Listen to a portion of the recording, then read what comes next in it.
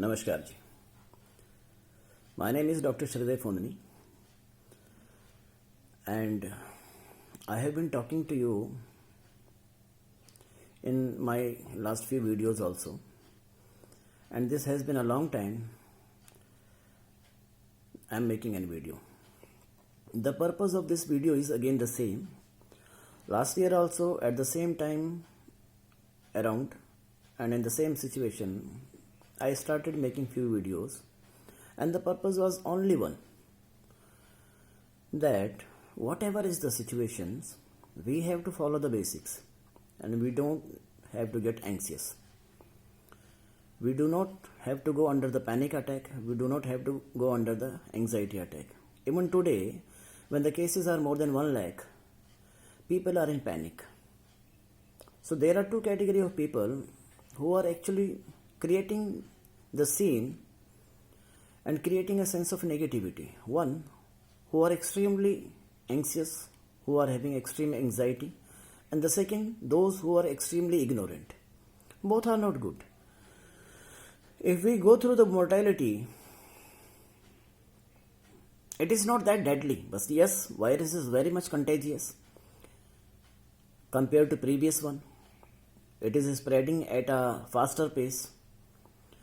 But still, the mortality is not that much that we need to be having that fear in our mind. Why I am telling you this thing? मैं आपको ये क्यों बता रहा हूँ कि हमने क्यों घबराना नहीं है, क्यों हमने डरना नहीं है.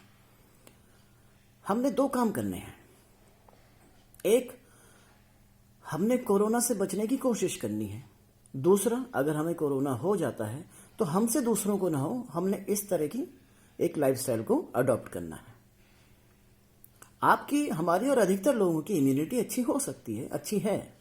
हम कोरोना को सस्टेन कर सकते हैं. उसके माइल्ड या मॉडरेट सिम्टम्स आएंगे, हम उससे बाहर निकल सकते हैं. लेकिन कुछ लोग ऐसे हैं जिनका नंबर बहुत कम है, लेकिन कुछ हैं जो जिनका इम्यूनिटी जो है कॉम्प्रोमाइज्ड है, जिनके साथ कुछ कोमोर्बिड कंडीशंस हैं. ऐसे लोग जो हैं हाई रिस्क कैटेगरी में आते हैं, और ये हम सब की रिस्पॉन्सिबिलिटी बनती है कि हम ऐसे लोगों को बचाएं. और ऐसे लोगों को बचाने के लिए क्या है, हमें एक रिस्पॉन्सिबल सिटीजन की तरह बिहेव करना है. इस समय हमें क्राउडिंग से बचना है. सिंपल है. लास्ट ईयर 3 बेसिक्स थे, इस साल एक ऐड हो गया है. हमने मास्किंग रखनी है.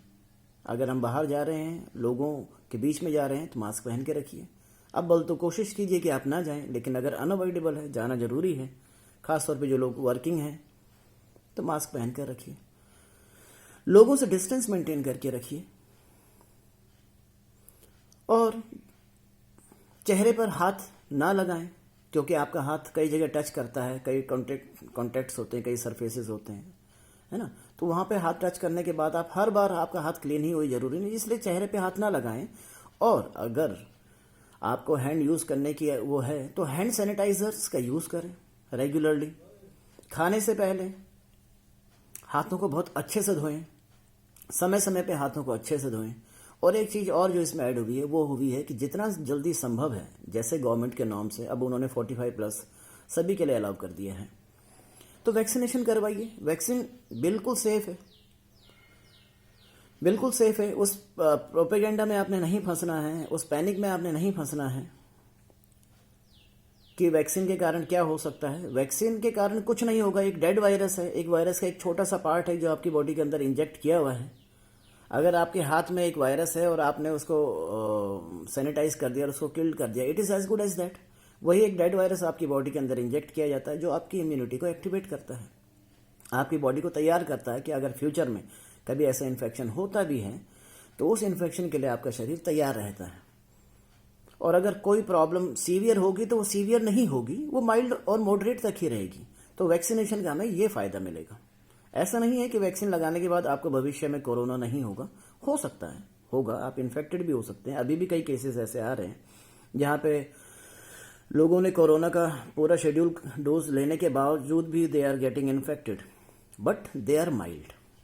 सो इट समहाउ प्रोटेक्ट्स यू, क्योंकि आपकी बॉडी में एक इम्यूनिटी को एक्टिवेट कर देता है. तो हमने थोड़ा सा रिस्पॉन्सिबली बिहेव करना है. एंग्जाइटी में नहीं जाना है, परेशान नहीं होना है, घबराना नहीं है. अगर हो गया तो क्या हो गया, आप अपना रूटीन, बस ये है कि आप लोगों से दूर रहिए थोड़ा, ताकि आपकी वजह से वो लोग अफेक्टेड ना हो, इन्फेक्टेड ना हो, जिनकी इम्यूनिटी कम है, जो कोमोर्बिड कंडीशंस के साथ हैं। तो इसलिए हमारी रिस्पॉन्सिबिलिटी इस समय भी वही है जो हमने पिछले साल किया था। कोई बहुत घबराने वाली ज़रूरत नहीं है। कोरोना हो भी जाए तो भी कोई घबराने की आवश्यकता नहीं है। अपना वेट एंड वॉच कीजिए, अपने डॉक्टर के टच में रहिए, जैसे जैसे सिम्टम्स है अपने डॉक्टर को ऑनेस्टली बताते रहिए, और आप उसके जैसे भी मेडिसिन हैं उसको टाइमली लेते रहिए। It will be fine. क्योंकि हम देख रहे हैं अभी भी अगर आप मोर्टेलिटी देखें तो बहुत बहुत कम है। It is not even 1%, it is less than 1%. So why there is a need of panic?